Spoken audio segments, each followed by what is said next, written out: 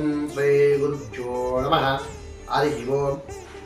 ఉగ్రం వీరం మహావిష్ణుం జ్వలంతం సర్వతోముఖం కుశుంభం భీషణం భద్రం మృత్యుం నమామ్యం. ఓం నమో నారసింహాయ. స్వామివారి భక్తాదులకు నమస్సుమాంజలి. భక్తాదులందరకు తెలియజేయమని ఏమనగా, ఇప్పుడు ఉన్నటువంటి సమాజంలో ప్రతి ఒక్కరికి చదువు సంస్కారం ఉండవలనని ప్రతి ఒక్కరూ అనుకుంటారు. కానీ ఉన్నటువంటి కాలానుసారంగా ప్రతి ఒక్కరూ చదువు వైపు మాత్రమే అడుగేస్తూ ఉన్నారు. పెద్ద పెద్ద చదువులు ఉన్నతమైన స్థానాలకి చేరుకుంటున్నారు. కానీ సంతోషం, ఒకరు బాగుండాలని కోరుకుంటారు. అయినప్పటికీ కూడా ఇప్పుడు సంస్కారం అనేటువంటిది ప్రతి ఒక్కరిలో తగ్గిపోతూ ఉంది. ఎట్లా ఏ విధంగా తగ్గిపోతూ ఉందంటే, పెద్ద పెద్ద చదువులు చదివి ఉన్నతమైన స్థానాలకు పోతేనే ప్రతి ఒక్కరిలో గౌరవం అనేటువంటిది పెరిగిపోతుంది. ఆంభావన, నేను అనేటువంటి ఆంభావన అనేది పెరిగిపోతుంది. కానీ మనం ఎంత ఎత్తుకు ఎదిగినా, ఏ స్థాయిలో మనం ఉన్నప్పటికైనా కూడా, కానీ మనం ఎక్కువచ్చిన మెట్లు మర్చిపోరాదు ఎప్పటికీ. సంస్కారం అనేటువంటిది ప్రతి ఒక్కరిలోనూ ఉండవలెను. కావున ఇప్పుడు ప్రతి ఒక్కరు చదువు అని చదువు వైపు అడిగేస్తున్నారు. కానీ చదువుతో పాటు సంస్కారం కూడా మనలో ఉండవలెను అనేటువంటిది ఎవరు గుర్తించలేకపోతున్నారు. కానీ ఇప్పుడు పెద్ద పెద్ద చదువులు చదువుకొని ఎంతో ఉన్నతమైన స్థానాలకు వెళ్ళి పెద్ద పెద్ద సిటీల్లో ఉండేసి ఒక చిన్న పల్లెటూరికి వాళ్ళ ఊరికి ఉన్న ఊరికి ఎప్పుడో ఒకసారి వచ్చేసి, కానీ ఇక్కడ ఏమి చదువు లేకపోయినట్ల కష్టం చేసుకుంటూ బతుకుంటూ ఉన్నటువంటి వాళ్ళు, వాళ్ళతో పాటే ఉన్నటువంటి వాళ్ళు ఉంటూ ఉంటారు కదా.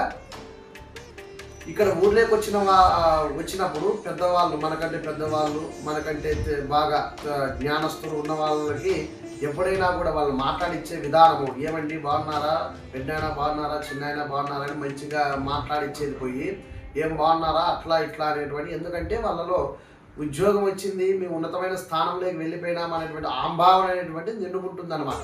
కానీ ప్రతి ఒక్కరు మనం చెప్పడం లేదు, కానీ కొద్దిగా గొప్ప మందికి ఉంది. ఆ విధంగా పెద్ద చిన్న అనుకోకునేట్లు మాట్లాడుతూ ఉంటారు. అదే ఇక్కడ చదువుకోకపోయినట్ల పని పాట చేసుకొని ఉన్నికాటికైనా కూడా ఏదో కష్టం చేసుకొని తన జీవితాన్ని తను సాగించేటువంటి వాడు ఎంతో మర్యాదస్తునిగా, ఎంతో మంచిగా మాట్లాడిస్తూ ఉంటాడు, నాయన అమ్మ అప్ప అని.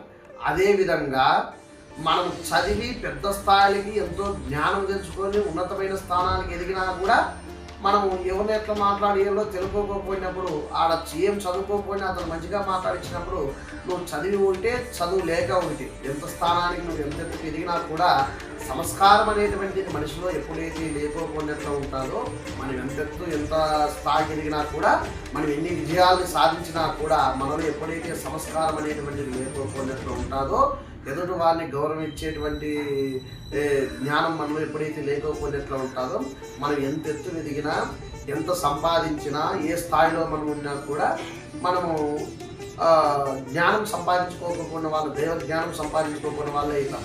కావున మనము మన సంస్కృతిని నేర్చుకోవాలి. ఫస్ట్ మనకి ముందు ఏమి సంస్కారం అనేటువంటిది ఖచ్చితంగా ప్రతి ఒక్కరిలో ఉండాలి. ఏది ఎక్కడ ఏది మనం ఎంత స్థాయికి ఎదిగినా కూడా మన ఎదుట ఉన్న వాళ్ళు ఎవరు ఏమి అనేది గ్రహించి మాట్లాడదు. ప్రతి ఒక్కరిలో సంస్కారం ఉండాలి. అదేవిధంగా ఇప్పుడు ఫోన్లు చాలా వచ్చినప్పుడు ఇద్దరు ప్రతి ఒక్కరు ఏమంటారు, హలో అంటారు.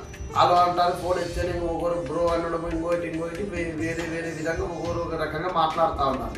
అదేవిధంగా దాని నుంచి ఏమి ఒరిగినేదేం లేదు, దాని నుంచి వచ్చేటువంటి ఉపయోగము ఏమి లేదు.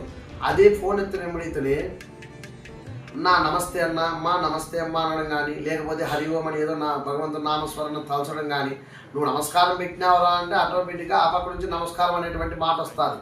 ఎప్పుడైతే నీలోంచి నమస్కారం అనేటువంటి పదం వస్తూ ఉందో, ఆటోమేటిక్గా నీలో సంస్కారం అనేటువంటిది ఎంటర్ అయిపోయినట్లే. ఇంకా నమస్కారంతోనే సంస్కారం మొదలవుతుంది.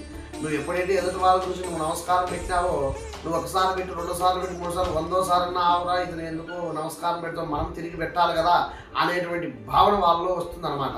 100 మందికి చెప్పడం నీ బాధ్యత. కానీ 100 మందిలో ఒక్కడ మారినా కూడా సంతోషమే కదా. అవతల వాళ్ళు ఏదో మారలేదని చెప్పేసి నువ్వు చెప్పడం బంద్